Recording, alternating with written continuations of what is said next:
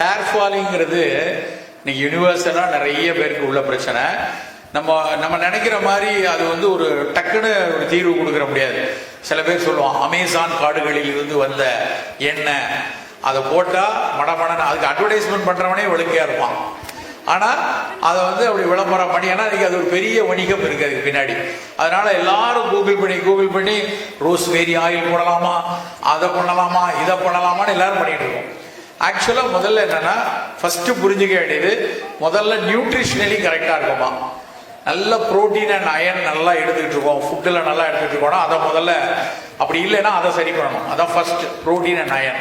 ரெண்டாவது நம்மளோட லைஃப் ஸ்டைலில் ராத்திரி வந்து 2 மணி வரைக்கும் உட்காந்து வாட்ஸ்அப் நோண்டிக்கிட்டே இருக்கிறது, ராத்திரி நான் ஆன்லைனில் பண்ணுறேன் அப்படின்னு உட்கார்ந்து இருக்கிறது, தூக்கம் முழிக்கிறது, ராத்திரி ரொம்ப நேரம் முழிச்சா உடல் சூடு பித்தம் கூடும், அதில் முடி கொட்டும். அது ரெண்டாவது, லைஃப் ஸ்டைலை கரெக்டாக வச்சுக்கணும்.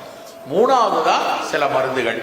அதில் வந்து ரொம்ப எளிய இந்த கரிசலாங்கண்ணி, நெல்லிக்காய், கத்தாழை, அது மாதிரியான மூலிகை தைலங்களை வச்சு ஏதாவது ஒன்று, நீ ஒரு விளம்பரமே பார்த்தாலும் உங்க மருத்துவத்தை கேட்டுட்டு இது எனக்கு கரெக்டானதா அப்படின்னு பார்த்து நம்ம, ஏன்னா அந்த சந்தை வந்து பல பில்லியன் டாலர் சந்தை.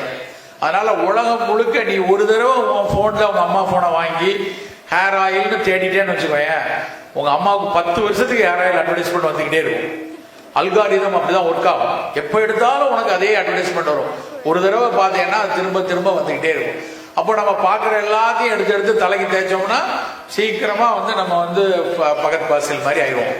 அதனால ஆயில் வந்து ஏதாவது ஒரு எண்ணெய் உங்க மருத்துவர்கிட்ட கேட்டு, அதுவும் பர்டிகுலராக அந்த மாதிரி கரிசலாங்கண்டி, நெருஞ்சி இதெல்லாம் சேர்ந்து ஆயில் ஏதாவது ஒன்றை பயன்படுத்திக்கலாம். இது எல்லாத்தையும் தாண்டி இன்னொரு விஷயம் என்ன அப்படின்னா, நம்ம உடம்புல ஆன்டிபாடிஸ்னால தான் அது விழுது. ஆன்டிபாடிஸ் நிறைய, அது எப்படி வந்து உரம் வச்சு பயிர் வளர்க்குற மாதிரி நம்ம எண்ணெய் போட்டுலாம் மயிர் வளர்க்க முடியாது. வளர்க்குறதுக்கு ஒரு கண்ட்ரோல் இருக்கு. அது ஆன்டிபாடிஸ் வந்து இப்போ கோவிடுக்கு அப்புறம் நம்ம உடம்புல நிறைய இருக்கிறதுனால முடி கொட்டும்.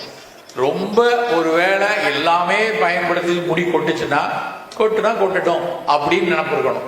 அதை விட நமக்கு பல விஷயங்கள்ல நமக்கு வந்து நம்ம புற அழகை வந்து எப்பவுமே பெருசா மைண்ட் பண்ணக்கூடாது. எஸ், ஒரு கேர் எடுத்துக்கணும், சரியா இருக்கா எல்லாம் பார்க்கணும். இல்லை ஒரு பேஷண்ட் எனக்கு ஒரு தடவை ஃபோன் பண்ணுறாங்க, காலையிலேருந்து பண்ணுறாங்க, சாயந்தரம் அப்பாயின்மெண்ட் வேணும் சார், எப்படியாவது வேணும் சார், ரொம்ப அவசரம் சார், இன்னைக்கு பார்த்து நான் கூட ஏதோ உயிருக்கு ஆபத்தான பிரச்சனை போல இருக்குன்னு வாங்கிட்டேன். 6 மணிக்கு ஒரு பிளாஸ்டிக் கவர் எடுத்து வராங்க. அந்த கவர் வந்து ஒரு 30 கவர் குட்டியா இருக்கு உள்ள. ஒவ்வொரு நாள் கொட்டின முடியும் அவங்க கலெக்ட் பண்ணி வச்சிருக்காங்க. சார் போன வாரம் வந்து 46 முடி சார், அதுக்கு முந்தின வாரம் 52 முடி சார்.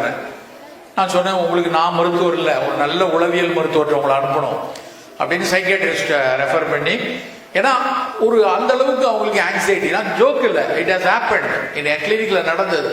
கவர்ல அந்த நான் 30 நாள் கவர் போட்டு டேட் போட்டு ஒட்டி எண்ணிருக்காங்க உட்காந்து. அப்ப அவங்களுக்கு என்ன வேலை இருக்கு வேற? அப்படி ஒன்றும் முடி கொட்டி வளர்க்கியெல்லாம் இல்லை, அங்கங்க கொஞ்சம் லைட்டா பேட்ச் போயிருக்கு, ஆனால் அப்படி நடக்கும். அதனால என்ன செய்தினா, டோன்ட் பி ஆங்ஸியஸ். கொட்டுச்சுன்னா கொஞ்சம் கேர் எடுங்க, நியூட்ரிஷன் எடுங்க, சரியா பாருங்க. அதுக்கு மேல கொஞ்சம் போடா அப்படிங்கிற ஒரு எண்ணம் நமக்குள்ள இருக்கணும். சரியா?